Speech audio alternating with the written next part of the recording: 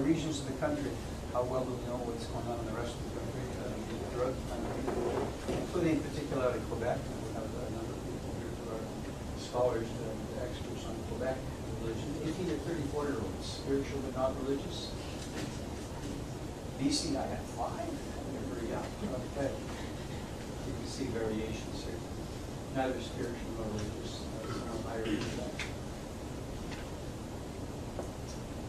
Finally, just those who are curious about gender differences, males more inclined to indicate that they're neither, females more inclined than males to indicate spiritual and not religious. All right. My experience with this is that about this point, the guy who's doing the interview, the woman says, who cares? You know, this is interesting in terms of these breakdowns, but what are the bottom lines? Somebody Canadian, younger and older, you know what? Because I find that when I'm looking at people identifying with religion or not, and then moving to the other variable of talking about spirituality, or do they have spiritual needs and interests or not, I still would like to be able to say, at the end of the day, as I look at Canada, how does the population actually break down with respect to ID and self-description? So let me just throw something at you, and I've only got 4 minutes. I've got to rush this a shade, but it's just to say that for people who were to read that table, and that's just an intro to something I want to give you.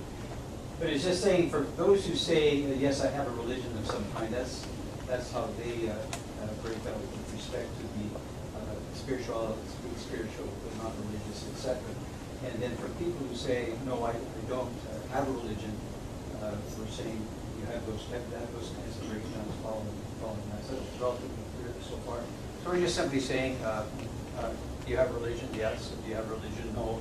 And in both cases, how would you self-define? And so we're saying, for example, for people who say they have no religion, nonetheless, 36% are saying that they're spiritual but not religious.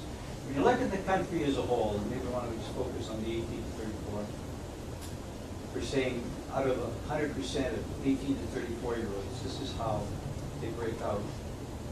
And with the sort of gold coloring referring to no religious ID, so that's clear as mud. And if you'll focus on that second, the ones just going to get to you nationally, the other 18 to 34-year-olds. And we're saying across the country, we're saying where do young people fall? We're saying 23% are not religious, but they're also identifying themselves as religious individuals.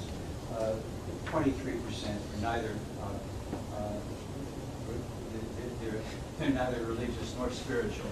But it's again, read that. It's just to say of 100% of the population, that's how the young people are following the all. I want to go from that to be able to say, just more data in terms of how that breaks down by regions of the country. It's saying we want to go beyond that to the question I certainly find my students have at this point, and that's having detailed the extent to which Canadians are into religion or into spirituality or they're not. Still, the practical question is, well, so what? I mean, this is interesting if you want trying to map religious identification, whether it's just do you have a religion or not, or if you're trying to focus in on spirituality. But so what? What are the implications for Canadian life? What are the implications for Canadian life? And at that point, I find typically in a semester, my students start to wake up because they are a little more keen about the correlates. In our analysis we've done in some of this, looking at differences between people who embrace faith, people who don't, down to 1. Can I negotiate 1.5? Yeah. Well, anyway. In Beyond the Gods and Back, we looked at lots of variables, lots of correlates, and here's essentially what we found. When it comes to personal well-being, you consider yourself to be a happy person, you have a happy relationship, self-image, these kinds of things. We don't find differences between people who value religion and those who don't. Which is to say, some people might get to those mountaintops via faith, but others can get to the same end without faith. So, not much difference in terms of personal well-being. Ditto spirituality, whether people are valuing conventional religion or not. nonetheless, they pretty much equally talk about having spiritual needs and also report that their spiritual needs, for the most part, are being met. So not a lot of difference. So we'd say religion is having a noteworthy contribution. Non-religion is. Net effect is a little difference. Unique, and people get mad over this stuff. National Post carried a thing on this, and I got lots of national notes. Because unique contributions, we find that in terms of social well-being, people who embrace religion more inclined to endorse an awful lot of traits that are related to civility, for example. And when it comes to death, there's no contest. People who value faith, dominant response of many, I say dominant of many, it's just the most common response on the part of people who value traditional religion is that they say they face death with hope, with some hope. And whereas people who are not embracing religion don't find, it seems, another path up to that mountaintop. So there's a difference on hope. Okay. This is actually very, very fast. The Angus Reid survey that we did allowed us to look at some Christmas correlates. It was done in December. And maybe a bit illuminating in the sense of telling us a little bit about the inclinations of people who are valuing these spirituality and valuing religion. And you see the combinations on the top. And just as would be expected, raised in a Christian home, and that kind of stuff, highly related to religion and spirituality, and to people saying, I have a religion and I'm spiritual but not religious. And as you go down here, and that's all the time I've got, and lay out some of that. The conventional practices, how about the more cultural things relating to Christmas? Almost everybody's going to have a Christmas tree. We're saying Christmas carols, you see those spiritual but not religious people are coming in fairly high on that. How about table reads? 1 in 3 people who say they're spiritual but not religious are nonetheless going to say table reads. And so you see some interesting patterns. On social compassion, a little higher with respect to people who say they have a religion, spiritual but not religious, religious but not spiritual. Would say here, yes, be it our individuals frequently come from Christian or religious homes, and we can't have question on the Christian. There are frequent cultural carryovers when it comes to a special religious season like Christmas. The carryovers may include social compassion. General social survey allows us to look at things a little bit differently, but fairly close to the Angus Reid method. And that's just looking at people who say that their religious and spiritual beliefs are important in the way that they live.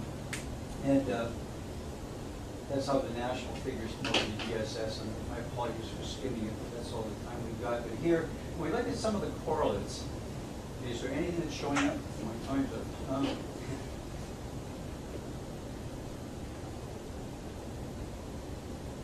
Just throw the data up and just give you a comment.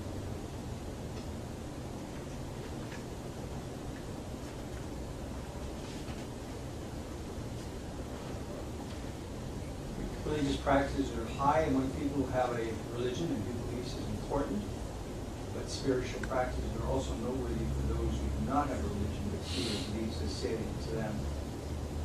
Limited differences in terms of personal characteristics. You have to trust me in that. We'll just flip the data up very quickly. Some differences in social compassion for the religious and non-religious who view religion and spirituality as important. And the final one, reading off from the church and the final. We have our Target Canada Youth Surveys that also allow us to take a look at some of the correlates. And when it comes to practices, the same thing you'd expect. People who are engaging in conventional religious practices tend to be people who identify and also place a high level of importance on spirituality. By the way, expect to have a religious wedding ceremony carried out. 15 to 19-year-olds, I think that went out with hoop skirts, it's 85%. And in a province like Quebec, it comes in at virtually the same figure, 85%. Beliefs further the idea that we found that there's a significant difference in terms of the inclination of people to have hope in the face of death. You can see that when we're looking at beliefs, life after death, pretty high, almost across the board. God or a higher power exists. You can see the figures are particularly high for those who state a higher power cares about you. A higher power cares about you also very high. All world religions equally valid. That seems to be a culturally pervasive idea and not much different. Well, that was just in case. Well-liked, happy, these personal traits, not much difference. I value honesty, being love, family life, concern for others. Find people who are conventionally religious and those also who are placing a high value on spirituality, even if they say that they don't have a religion. We do find some noteworthy differences as we have done in our surveys most often.